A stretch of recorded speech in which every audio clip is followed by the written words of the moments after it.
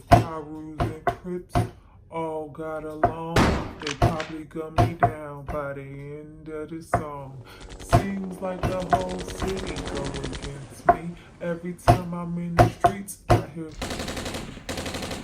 laying down. Where you from, nigga?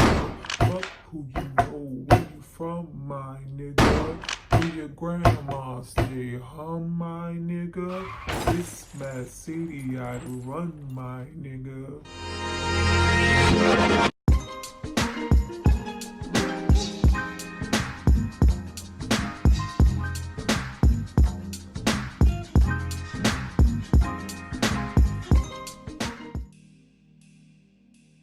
Hi you guys, welcome back to my channel. It's Tyra here with another struggle review, here to discuss Kicks. Now this movie is from 2016 and it stars Jahking Guillory. Now before we get into all things good kids and mad cities, I need you guys to drop down and subscribe to my channel and like this video. I'm going to give you guys a moment to do that, and then we're going to come back and discuss.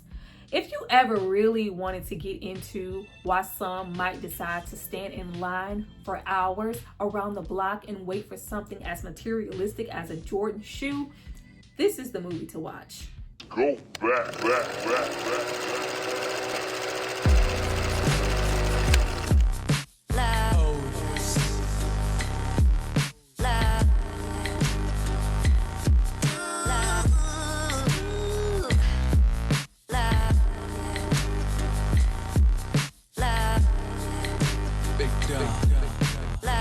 Now that you guys have hopefully subscribed to see more of me, let's get into this video. But before we jump into the movie, I have to give a shout out to the person who paid for it and requested this film. So if you happen to go buy a fresh brand new pair of Kicks by the end of this video, it's not because of me, it's because of this person right here. Thank you so much for supporting me and paying for this content.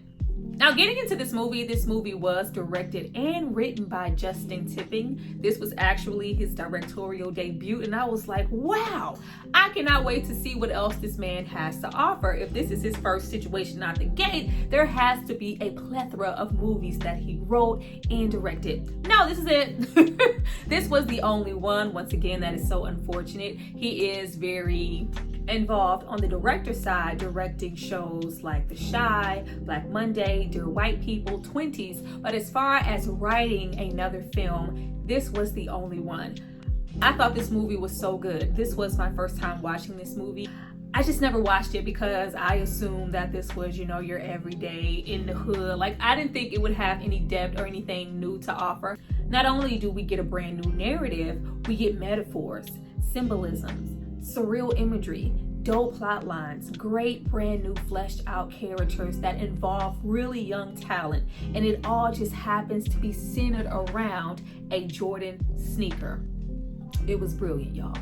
Now to start off, before we get into anything, Jahking Guillory carries this movie. Everybody here delivers a really great performance, especially the young actors. And then we have the likes of Mahershala Ali here. Kofi's here. He's young, but he's still looking like Kofi. Christopher Wallace Jr. did an amazing job. Like, everybody was great. But this was my first real introduction to him as an actor. Now, I did remember him from The Chi back when I tried to watch The Chi and I got through those first couple of episodes. He didn't make it far. They took him out real early. I also remember seeing him in Black Lightning. And of course, Ruby on my block, he shot Ruby. But outside of that, he was not able to convey in those episodes or shows what he was able to do here in this movie. I was identifying so much with Jahking, even when I was upset with him in this film. Like, he is still really young, so maybe he is going to school right now, but like, do not sleep on or sit on this young man. Be sure to put him in some more movies because I loved him here. Now right away, we get into 15-year-old Brandon living in East Bay, California, and what he wants more than anything is to just totally disappear.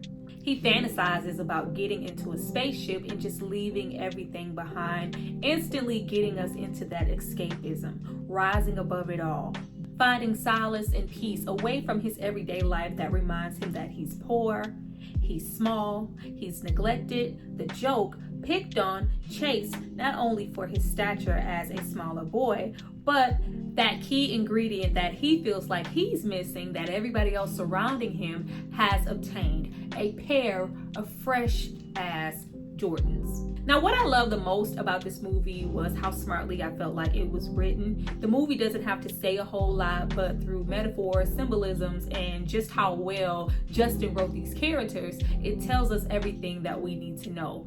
Like, even though Brandon feels like everybody surrounding him has a leg up because of the shoes that are on their feet, especially when it comes to his two closest friends, Rico and Albert, when that is just not the case, and everything that he feels like makes them stand out is still, escapism and, a coping mechanism, just like he feels like the shoes and the astronaut in space represents to him. Even though Rico is, the mouthpiece, he's the ladies' man, he's popular, he's handsome, he can do no wrong, Rico is using his status as that ladies' man and, the number of sex partners and females he can get as a coping mechanism to deal with his surroundings, as well as weed. Each one of these boys have their own shield. Even though it may be displayed as a personality trait, they are still coping and still just as scared and guarded as Brandon is, but he doesn't see that right away because he feels like they are so much more elevated in status than he is because of who they are and the shoes that are on their feet, not realizing that they would still be who they are and still probably be the way that they are regardless of what they were wearing. Whereas we have, Albert is the comedic relief here, doing an excellent job. Like Christopher Wallace Jr. was like, he was just so great here. If he wasn't lying on his little dick or lying about his little sexual escapades that were never happening, he was giving some comedy where it was needed and it wasn't forced. Like he did really, really excellent here in this movie. But once again, him not being able to indulge sexually as somebody like Rico, he likes to make it up. He likes to cope with that with being, the funny one.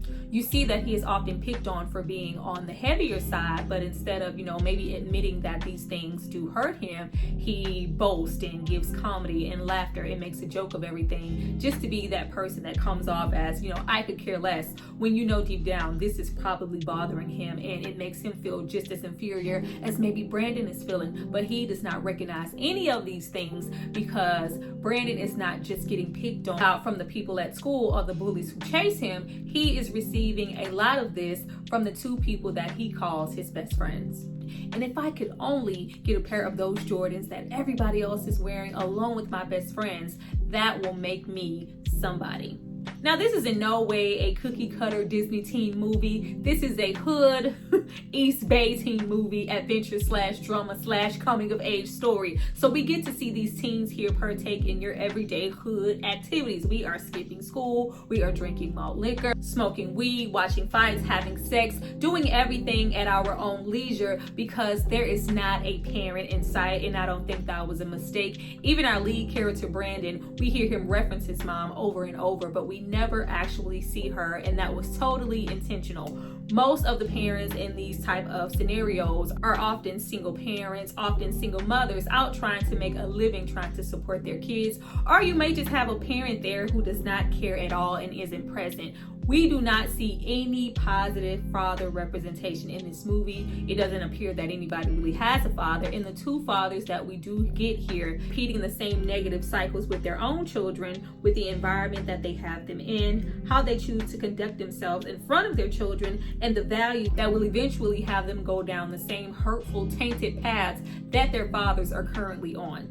Now, the first thing that I really loved about us going on this journey with Brandon as he informs us as to why these shoes are so important is this astronaut that sits on his shoulder constantly, kind of there as escapism, his ego, and status all wrapped up into one as to what these shoes mean and why we need to obtain them. This is way more than just about Jordan 6s or Jordan 3s, 11s. I don't know. I am no sneakerhead. But this is about who I, as Brandon, will become once I put them on. They mean something. This absolutely brought me back to middle school, high school, a time that I have forgotten, especially with me being a parent now, forgetting just how much materialism and status, as far as shoes and the clothes on your back, meant to everybody else surrounding you who had it. It is so easy to be made to feel small, especially if you are being bullied and picked on for what you lack simply because you cannot afford it. Because Tyra was picked on. Tyra was not that girl. It wasn't more so for materialistic things, but I was skinny, four-eyed, flat-chested. Oh, I was considered the ugliest thing walking, child, whatever. Your mama. But that's what it was, and I had to think about how shallow and problematic things like high school could be if you were not following the trend. Everybody were such followers as to say what one thing was cool, and if these people deemed this as cool and you didn't have it, you were a nobody. If you showed up in some shacks, it was over. It was over in your life. It was over. It was over. Now, Brandon, no longer wanting to be on the wrong side of what's considered trendy or cool, gets his hands on some original Bred One black and red Jordans, and it is everything. He not only just simply gets his hands on them like a lot of these students are doing, he has to save. He has worked for them. He has stood on the corner selling chocolate, doing this, saving birthday money just to get one particular pair of shoes. And at the end of the day, he still couldn't afford to buy these shoes out of the store. Jordans are ridiculously expensive, like, oh my goodness, especially when they are considered a hot commodity or limited edition. But Brandon has these and he could not be happier. He gets his hands on them for a cheaper price from a street vendor, and immediately his energy and his status changes in his mind. His chest is out, his head is up, he gets a date with the girl who notices him for his shoes. Life was good until we had stick-up kids, screw up Crocs and crack rocks and gray socks all on the block that stays hot. He did not have those shoes for long. Those shoes offered status, but they did not offer him any protection. He was still who he has always been. Little Brandon, little vulnerable Brandon, who was open to be taunted, picked on, bullied, beat up, a gun waved in his face by a gang, and the leader Flacco, and his shoes stolen off of his feet. All while this is being recorded, like the whole energy of the contemporariness of this hood movie, to where, you know, hey, if you got into a fight, you got your ass beat way back when, okay, we took that L and we moved on, we grew up. No, now it is recorded and posted for all to see and go on and live forever for you to be laughed at. He is absolutely hurt physically, and he is equally broken emotionally. I love that shot of the astronaut falling down from the sky, as to say, like, you know what we gotta do to get them shoes back, right? Like, we cannot let this happen. We need those shoes to beat somebody when he never actually did. Now, I absolutely love the switch up that we have here happen in Brandon and his character. It's really subtle, and it's a callback to what he says to himself in the beginning of the film when he is referencing him always running. I'm always being chased. I'm always being bullied.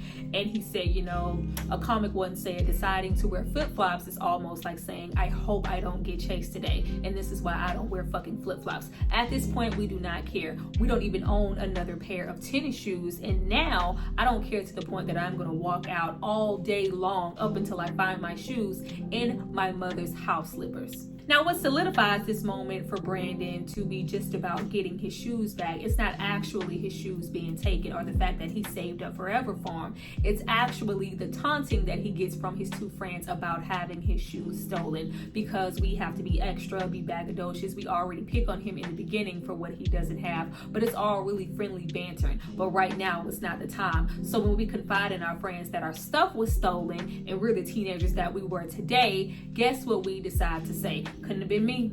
Couldn't have been me. Oh, you went out like a little bitch. You didn't fight for your shoes. Oh, you punk ass nigga. Like, you ain't shit. I wouldn't have done anything. They are still at this point deciding to put up the front that they are somehow not as scared as he is or would have been if their shoes were stolen. When it was never really initially about the shoes for Brandon. He wanted the shoes, but he more so wanted acceptance from his peers, from his friends, that he felt like those shoes would get him. And now you guys are putting it off on me. You know what? The word today is job. Job. be like, no. The agenda today is getting my shoes back by any means necessary. That's even if they were taken by a nigga like Flacco. Speaking of Kofi, he does a wonderful job here of giving off that menace to society, rebel without a pause ass energy. Like, it seems like he is taking no prisoner, and it really heightens the tension in the movie as to say, so your little ass is gonna roll up and take your shoes back from that nigga, okay? If that's what we doing. But right away with the plan for Brandon to roll up, his whole journey of walking up on dude, hitting him with that motherfucking ball as to say, I know you were a part of the gang that took my shoes, where the fuck is Flacco? Bink, like a bink. That shit was funny. But right in that moment, his friends already proved that they, you know, we do respect you. We are your peers. We are your friends. We do love you, Brandon, with or without those shoes. But he has been taunted and picked on for so long and trained his mind to feel like he needs those shoes to be somebody, that he has tunnel vision and he is not listening. But they are right there to defend him and protect him all the way through this entire journey. But what we do not say before we go all the way to Oakland to get these shoes back is, we're just as scared as you are. This isn't about, you know, getting any shoes back. We were trying to protect our lives. These type of dudes out here who took your shoes, they do not care. They kill people for less. Like, let's just stay here. We love you, we accept you, we're your friends, and you don't need those shoes. We don't say that. We get gung-ho and go on him with this journey, not only to protect him, but to also prove if a pussy like Brandon is willing to roll up and go get his shoes, what does it say that myself as Rico or Albert are not able, or just strictly in fear to tag along with him? That same old as time ass energy. You know, Punko, you scared, nigga? You scared? Like, no, I'm never scared. Not only am I gonna go and protect you from your own stupidity of getting these shoes back, but I'm okay with it. Let's go to Oakland. But amongst these young dudes here trying to prove their manhood, even outside of Brandon, and take their asses to Oakland, on this journey, we get real Bay Area. Like, it could have been more. Like, I would have died if I got to see somebody juking and dance. Like, it was a little bit. But I always love when we get to go to the Bay. Like, there's a whole different energy. There's a little dancing, you know, whole spinning cars. We have Brandon speaking rap lyrics throughout the movie that are associated with artists like Nas and Biggie. And we also have these title cards popping up on the screen that are associated with different artists, all the way from Biggie to Kendrick Lamar to Mac Dre to Short E40. We get a little, I wish we could have got a little bit more. Tell me when to go. And then, bitch, you know, slow down. You know you can't catch me. I move too fast on the gas. Don't chase me. Hey, slow down. We didn't get all of that. We did not get all of that. That was not, you know, the main focus of this film. But also getting over there to Oakland, we get to see just how dangerous it is, and just how, you know, it's a Tuesday when you decide to take somebody's life. These young boys' lives are in danger. This is so serious. But Brandon is just so calm and has one thing on his mind: getting back his shoes. Now, I really did enjoy the fact that once we were introduced to Flacco's Kofi and we go on this journey with him to meet his son and see what his home life is like, or when we have Brandon go to approach his Uncle Marvin, aka Mahershala Ali, we see that everybody here is two sides of the same coin, especially when we get into Marvin and Flacco. Flacco, who takes Brandon's shoes and gives them to his young son, is parallel with the energy that Uncle Marvin is giving to Brandon, as well as his own infant son. All three are surrounded by guns, open gunfire, gang life, drugs, retaliation, and they are just too close to death. The only difference between Uncle Marvin and somebody like Flacco was the fact that Marvin had done some time, he was older, he was an OG, triple OG. But in the same sense of the way that Flacco was not protecting his son and putting him first, Marvin is not putting his infant son first, leaving him to crawl and roll over so close to a gun. He is not putting his nephew Brandon first when he tells him, you know what, just go home, I can't help you. It's not in a sense of I'm trying to protect you, it's not safe. It's in a sense of you're a pussy, you're soft, you're not hard, you're not gonna make it, you're gonna get hurt, you're gonna get fucked up. Take your weak ass home, little nigga. Like, the energy was off, the energy was tired, the energy was tragic. They were two sides of the same type of person. that does not mean that a lot of these characters are not humanized, even though it's still simply about Brandon getting back those shoes. And even though Uncle Marvin said no, some of the foot soldiers said yes, and I'm willing to jump in this dangerous ass car. Like, there was so much danger ahead.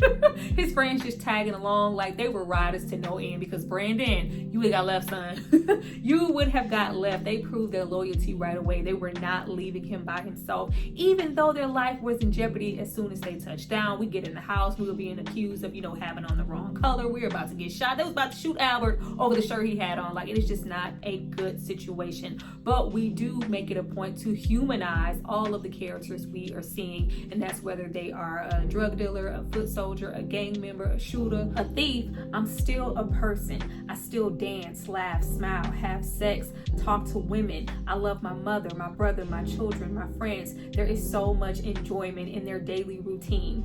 Not to mention that all of these guys are still pretty young. I love the concept of who somebody is, their status, and their lifestyle can equate to growth and seeming older, even though Brandon and his friends are pretty much teenagers who they are talking to and looking up to, and who are leading them to find these shoes, and they're in charge, and we hood and we this. They are maybe a few years older. Everybody here is just so young and so full of life, and we just get to see how easily that is taken away. Everybody here is just so detached from reality and what somebody's life really means. When we get into the parallels of Flacco and his gang, and we get to see what Brandon and his friends, as well as the foot soldiers, are doing, they are all doing the same thing. We are having fun with women. We are smoking weed. Some are snorting coke. They're dancing. They're laughing. And we can just so easily take that away for something just as petty as looking at a certain person the wrong way, wearing the wrong color in the wrong neighborhood, or just simply a pair of Jordans. It is just absolutely sick. Now, what does go completely unnoticed here by Brandon, who has tunnel vision for his shoes, is him being himself and discovering who he is, fitting right in like a glove, and he does not have those shoes on his feet. Now, we smoked a little weed. We're drinking a little bit more than usual. We are dancing with the female. We get, a little some from a little ratchet. We lose our virginity. He is being praised and looked up on by his friends like, wow, this nigga actually a play. He is being praised and fitting in with the hardest of the hardest, along with his friends, just for simply being who he is. When the girl approached him, you had them damn shoes on when you were having the time of your life, spinning in the car, smiling, all your nice curls blowing in the wind. You did not have those Jordans on your feet. The girl approached you and gave you some snappy nappy dugout because she said, I just like your energy. I think you're cute. It was never about the shoes. You were always who you were without them. But he doesn't see that yet. So in the midst of us having a time of our life and spinning cars, I go on and on. Can't understand how I last so long. Ow. I must have made 16 albums. Will be on the front. In a bump. It was a good ass time, but it was ruined because he spot Flacco's son wearing his shoes. Flacco told that little boy, like, get home and walk home. Like, the way that Flacco was not putting his son first at all, the way that he was propping up that lifestyle in front of him, not, really taking care of him as he should, having him surrounded by all this bullshit. Like, oh, it just gave me anxiety. You can see the lack of fatherly representation running all rampant through this movie. Flacco cares about his son, from what we can see, enough to steal him shoes because from what we can tell, they don't really have much. Play basketball with him, look out for him. From the looks of it, raise him and take care of him by himself, but not enough to put him first and protect him. The way that he just sent his son home and Brandon spotting those shoes, mind you, Brandon has stolen his Uncle Marvin's gun, totally left that baby open for whatever he had done to Brandon to roll over to him, giving Brandon the ability to roll up on his son later on in the movie to give that same energy that he got from Flacco when he took his shoes from him. All the yelling, you can't take things that don't belong to you, waving the gun in the baby's face, probably scaring the shit out of him. It was just not okay. But just like Brandon and his friends in the movie, Flacco also felt inferior in his own way and was using his own shield and his own coping mechanism, which was in the form of his rep, whatever I have to do to be Flacco, that nigga on the street that you don't want to mess with. We told our son to run home. Meanwhile, we are trying to retaliate over, you know, some gang type of stuff from his friend being hit with the car. Like, it is just so freaking unsafe. Not to mention people walking around losing their lives, jeopardizing their lives, as well as his friends, strictly trying to protect Brandon. He did not realize until it was too late that everything he wanted to possess as a person, or he wanted those shoes to give him, he already had it. That's why people were trying to protect him. That's why his best friends never left his side, you know, tried to hone him in, pull him back. Let's go. This is not safe. But we are strictly focusing on and worried about our damn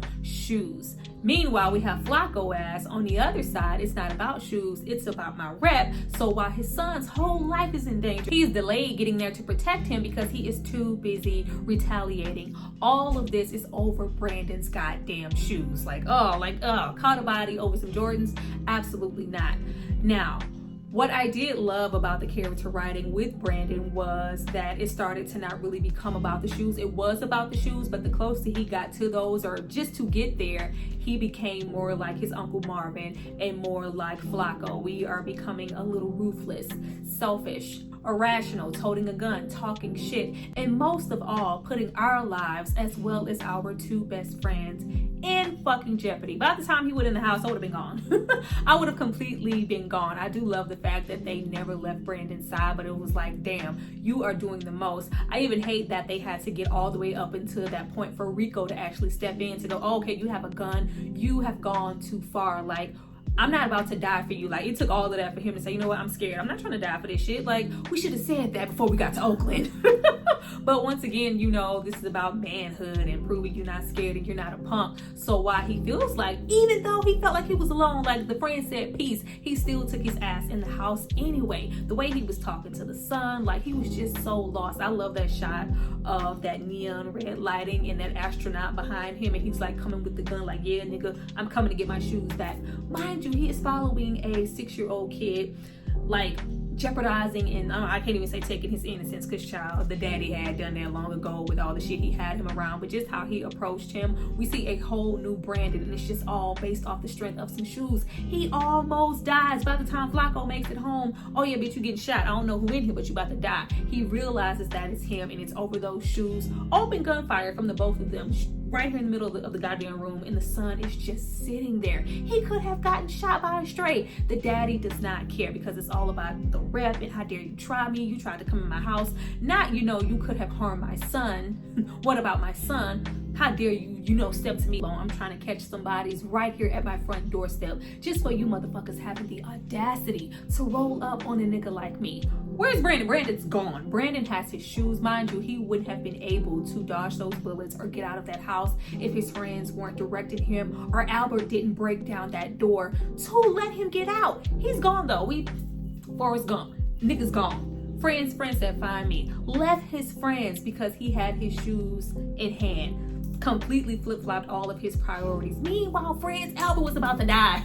Albert was about to get shot. But Rico rolled up with the people's elbow and took that ass out. Like, you're not shooting my friend on my watch. Like, they finally have that deep conversation of, what the hell was this? Like, y'all, I got my shoes. Like, what are you thinking about? We're gonna die. Like, you think that he is just gonna take that shit lying down and this is gonna be it? Like, this was not some fun adventure of getting your shoes back. Like, this is real life. He just killed and caught 2 bodies on the way over here. What is he gonna do to us for rolling up in his house? And we are here because of you. It's only then that he realizes what he's done and what's happened with his shoes, and that it was never about the shoes. I have jeopardized my life and my friends, and I may lose them both. I love when the astronaut appears. At that point, he realizes that this isn't okay, and he kind of backs away from it. Like, the shots were just so great. I loved it all. Like, what are the shoes without my life or my friends to share it with? They mean nothing. You think? And the same thing can be said for when he rolled up on his Uncle Marvin. Just, you know, pretty much told him to get out of here with that shit. So much much has transpired. Because now you think you can pop, pop, pop and just return the gun to me? It does not work that way. Not only does it not work that way, but you are going to need this thinking that you could just roll up on somebody like Flacco, take your shoes, retaliate, and just go back home like it's nothing. All of this over some shoes that the son technically didn't want. Lil baby wanted some Spider-Man shoes. He wanted some light ups. Took his son to the store, being young, being fresh. Doesn't know anything about materialism. I just know that I love Spider-Man and these shoes light up. This is what I want outside of some bread, 11s, 19, whatever the fuck. I could care less about that. And yet and still, we still feel the need to retaliate. And it's not lost upon me that even though they felt like, oh, Brandon, you stole these shoes, you know, started all this shit, everybody at this point feels like it has leveled up his status. Oh, your balls dropped. You're a man now. Like, oh, you like, it shouldn't take all of that for him to be represented and presented as that. Why can't I just be a man or be strong, standing in who I am as just plain old Brandon? Especially once he realizes that these shoes mean nothing. Oh, we ready to scuff them up. We want to play a game of basketball. We want to, you know, get all into the creases. I don't give a damn about these shoes. I just want my friends back.